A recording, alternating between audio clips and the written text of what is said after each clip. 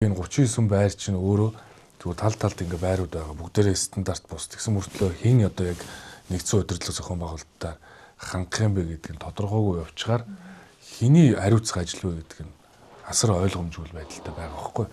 Тэгээ хүний эрхийн комисс одоо нөгөө хүний эрхчлөөний байдлын тайлангаар бараг 24 илтгэл их хурл танилцуулсан байхад тэрний 17-д нь дандаа энэ хүүхд эрхийн зөвлөмж. Тэгээд энийг засгийн газар чөргүүлдэг, их хурл чөргүүлдэг бол тогтолцооны хувьд бас одоо зайлшгүй өөрчлөх ёстой. Төр хамгаалах байр бол нэг ийм стандартын бус бол байж болохгүй тий. Одоо энэ чинь 120 жил болсон ийм барилга дотор бид нар гэр бүлийн хүчирхийлэлд дэмжих тухай хууль хэрэгжүүлнэ гэж суувал үр дүнд өрөөсө хүрэхгүй.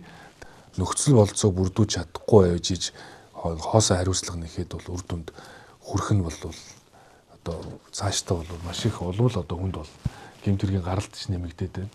Тэгэхээр төр хамгаалах байруудаа бид нэг юм стандартд оруулаад за яг л нэг ийм стандартын дагуу төр хамгаалах байр байх ёстой маа. Энэ жишгийн дагуу энэ 39 төр хамгаалах байраа барьж байгуулаа гэдгийг шахаж шаардах хэрэгтэй. Таны хэлсэнчлэн одоо өөрөг чиглэлийн дагуу бид энэ хамгаалах байрны төсөв оронтойтой холбогдсон асуудлыг бол хууль зүйн дотоодын сайд өөрийнхөө төсөв санхүүгийн хүрээнд дэмжиж шийдвэрлэе.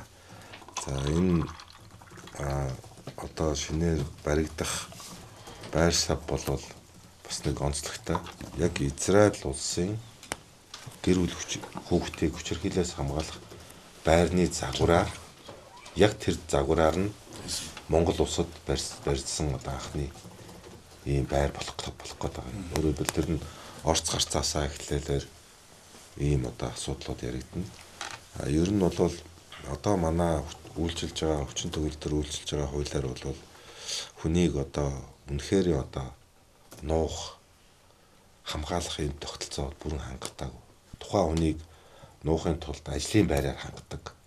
Өөр байршилд авчдаг. Тэр хүчирхийлэгчийг одоо тавих цахим хяналтын асуудал байгаа.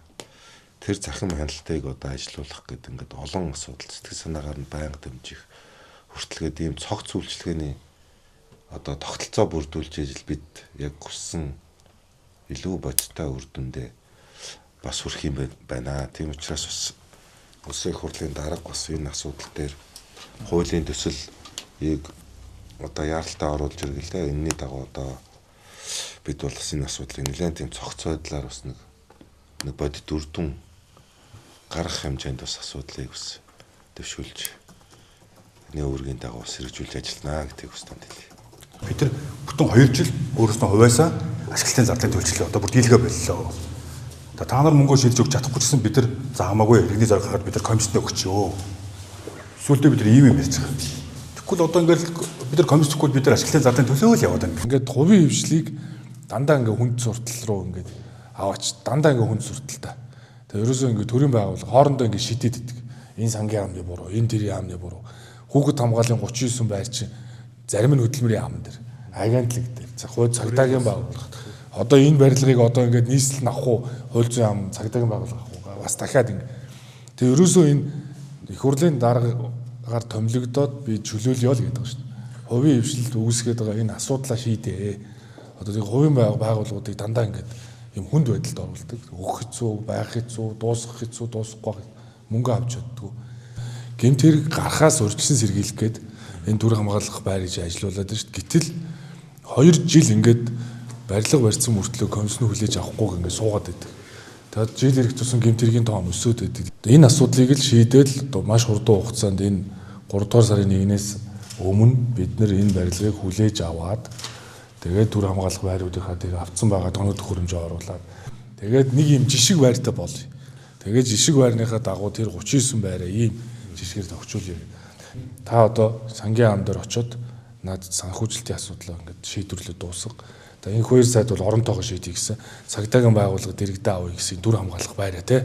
Тэгээд чуулга эхлэхэд гэр шохирчийн хууль, гэр бүлийн хууль, процессын хуулийг чуулганаар эхэлж батлана. Энэ жил бол хүүхэд хамгааллын жил шүү.